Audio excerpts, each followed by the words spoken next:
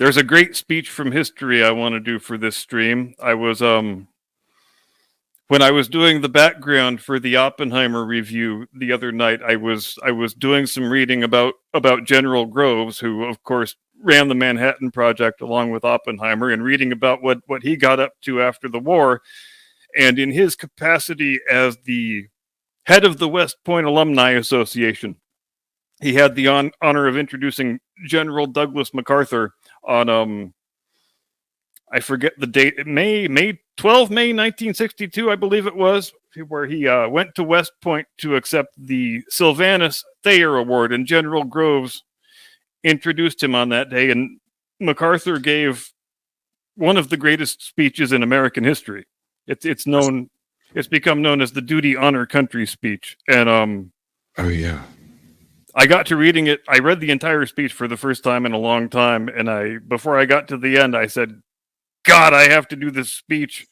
If I've got a playlist called Great Speeches from History and I don't do this speech, that would be a little bit shameful. Begin quote. General Westmoreland, General Groves, distinguished guests, and gentlemen of the Corps. As I was leaving the hotel this morning, a doorman asked me, "Where are you bound for, General?" And when I replied West Point, he remarked, "Beautiful place. Have you ever been there before?" No human being could fail to be deeply moved by such a tribute as this, coming from a profession I have served so long and a people I have loved so well. It fills me with an emotion I cannot express. But this award is not intended primarily to honor a personality, but to symbolize a great moral code, the code of conduct and chivalry of whose guard this beloved land of culture and ancient descent. That is the meaning of this medallion. For all eyes and for all time, it is an expression of the ethics of the American soldier. That I should be integrated in this way with so noble an ideal arouses a sense of pride and yet of humility, which will be with me always. Duty, honor, country. Those three hallowed words reverently dictate what you ought to be, what you can be, what you will be. They are your rallying points to build courage when courage seems to fail, to regain faith when there seems to be little cause for faith, to create hope when hope becomes forlorn. Unhappily, I possess neither that eloquence of diction, that poetry of imagination, nor that brilliance of metaphor to tell you all what they mean. The unbelievers will say they are but words, but a slogan, but a flamboyant phrase. Every pedant, every demagogue, every cynic, every hypocrite, every troublemaker, and I am sorry to say, some others of an entirely different character, will try to downgrade them, even to the extent of mockery and ridicule. But these are some of the things they do. They build your basic character. They mold you for your future roles as the custodians of the nation's defense. They make you strong enough to know when you are weak and brave enough to face yourself when you are afraid. They teach you to be proud and unbending in honest failure, but humble and gentle in success. Not to substitute words for action, not to seek the path of comfort, but to face the stress and spur of difficulty and challenge. To learn to stand up in the storm, but to have compassion on those who fall. To master yourself before you seek to master others. To have a heart that is clean, a goal that is high. To yearn to laugh, yet never forget how to weep. To reach into the future, yet never neglect the past. To be serious, yet never take yourself too seriously. To be modest so that you will remember the simplicity of true greatness, the open mind of true wisdom, the meekness of true strength. They give you a temper of the will, a quality of the imagination, a vigor of the emotions, a freshness of the deep springs of life, a temperamental predominance of courage over timidity, an appetite for adventure over love of ease. They create in your heart the sense of wonder, the unfailing hope of what next, and the joy and inspiration of life. They teach you in this way to be an officer and a gentleman. And what sort of soldiers are those you are to lead? Are they reliable? Are they brave? Are they capable of victory? Their story is known to all of you. It is the story of the American man-at-arms. My estimate of him was formed on the battlefields many, many years ago and has never changed. I regarded him then as I regard him now, as one of the world's noblest figures, not only as one of the finest military characters, but also as one of the most stainless. His name and fame are the birthright of every American citizen. In his youth and strength, his love and loyalty, he gave all that mortality can give. He needs no eulogy from me or from any other man. He has written his own history and written it in red upon his enemy's breast. But when I think of his patience under adversity, of his courage under fire, and of his modesty in victory, I am filled with an emotion of admiration I cannot put into words. He belongs to history as furnishing one of the greatest examples of successful patriotism. He belongs to posterity as the instructor of future generations in the principles of liberty and freedom. He belongs to the present, to us, by his virtues and by his achievements. In 20 campaigns on 100 battlefields, around 1,000 campfires, I have witnessed that enduring fortitude, that patriotic self-abnegation, and that invincible determination which has carved his statue in the hearts of his people. From one end of the world to the other, he has drained deep the chalice of courage.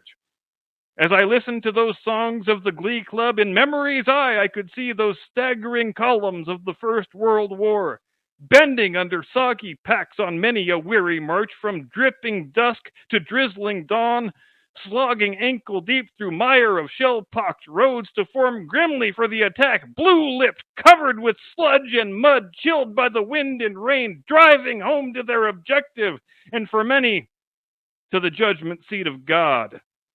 I do not know the dignity of their birth, but I do know the glory of their death. They died unquestioning, uncomplaining, with faith in their hearts and on their lips the hope that we would go on to victory. Always for them, duty, honor, country. Always their blood and sweat and tears as they saw the way and the light. And 20 years after, on the other side of the globe, against the filth of dirty foxholes, the stench of ghostly trenches, the slime of dripping dugouts, those boiling suns of the relentless heat, those torrential rains of devastating storms, the loneliness and utter desolation of jungle trails, the bitterness of long separation of those they loved and cherished, the deadly pestilence of tropical disease, the horror of stricken areas of war. Their resolute and determined defense, their swift and sure attack, their indomitable purpose, their complete and decisive victory. Always victory, always through the bloody haze of their last reverberating shot, the vision of gaunt, ghastly men, reverently following your password of duty, honor, country. The code which those words perpetuate embraces the highest moral laws and will stand the test of any ethics or philosophies ever promulgated for the uplift of mankind. Its requirements are for the things that are right, and its restraints from the things that are wrong. The soldier, above all other men, is required to practice the greatest act of religious training, sacrifice. In battle and in the face of danger and death, he discloses those divine attributes which his Maker gave when he created man in his own image. No physical courage and no brute instinct can take the place of the divine help which alone can sustain him. However horrible the incidents of war may be, the soldier who is called upon to offer and to give his life for his country is the noblest development of mankind. You now face a new world, a world of change. The thrust into outer space of the satellites, spheres, and missiles marked the beginning of another epoch in the long history of mankind, the chapter of the space age. In the 5 or more billions of years the scientists tell us it has taken to form the Earth, in the 3 or more billions of years of development of the human race, there has never been a greater, a more abrupt, or more staggering evolution. We deal now not with things of this world alone, but with the illimitable distances and as yet unfathomed mysteries of the universe. We are reaching out for a new and boundless frontier. We speak in strange terms of harnessing the cosmic energy, of making winds and tides work for us, of creating unheard synthetic materials to supplement or even replace our old standard basics, of purifying seawater for our drink, of mining ocean floors for new fields of wealth and food, of disease preventatives to expand life into the hundreds of years, of controlling the weather for a more equitable distribution of heat and cold, of rain and shine, of spaceships to the moon, of the primary target in war, no longer limited to the armed forces of an enemy, but instead to include his civil populations, of ultimate conflict between a united human race and the sinister forces of some other planetary galaxy. Of such dreams and fantasies as to make life the most exciting of all time. And through all this welter of change and development, your mission remains fixed, determined, inviolable. It is to win our wars.